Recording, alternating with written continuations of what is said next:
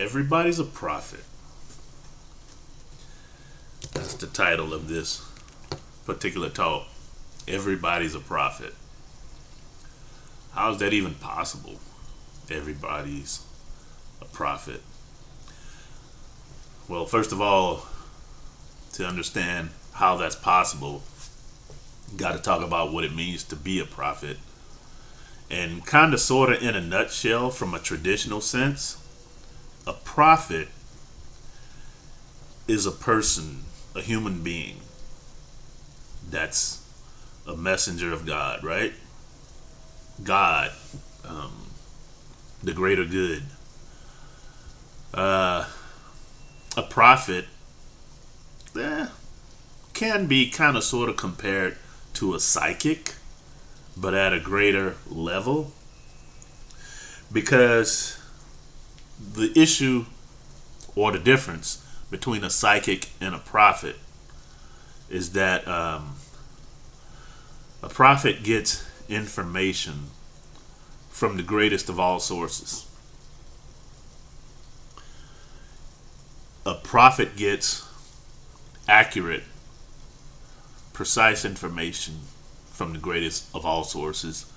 You can say it's the Most High God, right? A psychic gets information more times than not from lower level sources. Like, some psychics say that they consult the dead. People want to find out after the death of a loved one if they're doing all right or if they're in a better place. And supposedly psychic can receive information from lower level spirits. Let's just put it like that. Lower level spirits. And that's where the issues come in. Because if you know the story of King Saul when he went to see the Witch of Endor, you know this whole thing about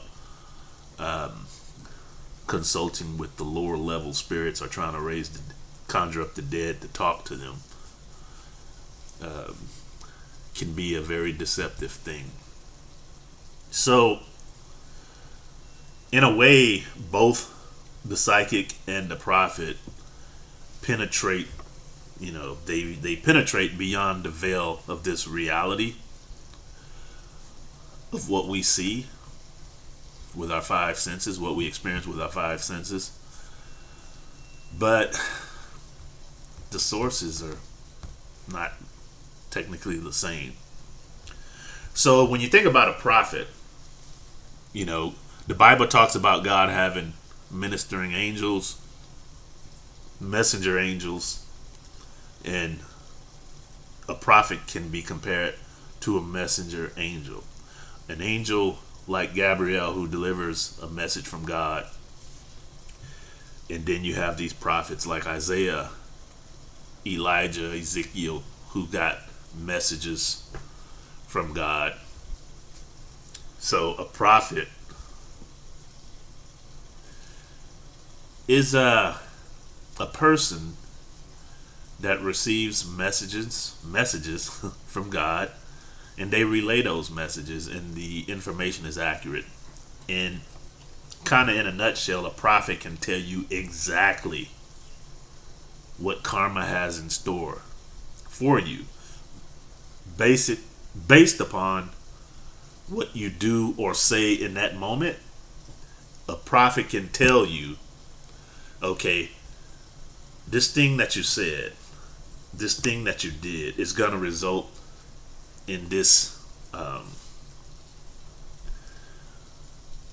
thing in the future, this happenstance or this event.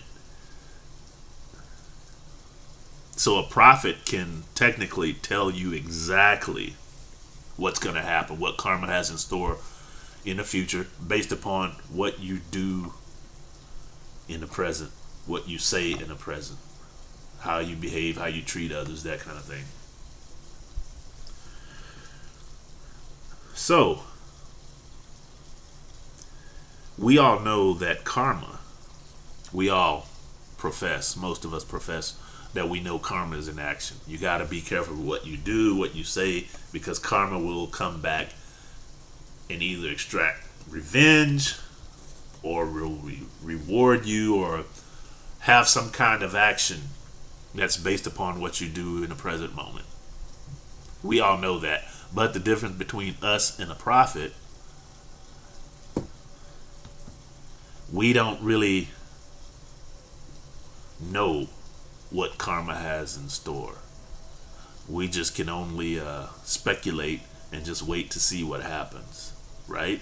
Whereas the prophet can get the information from the source and tell you.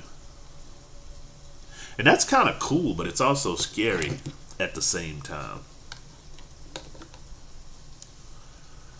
But that being said,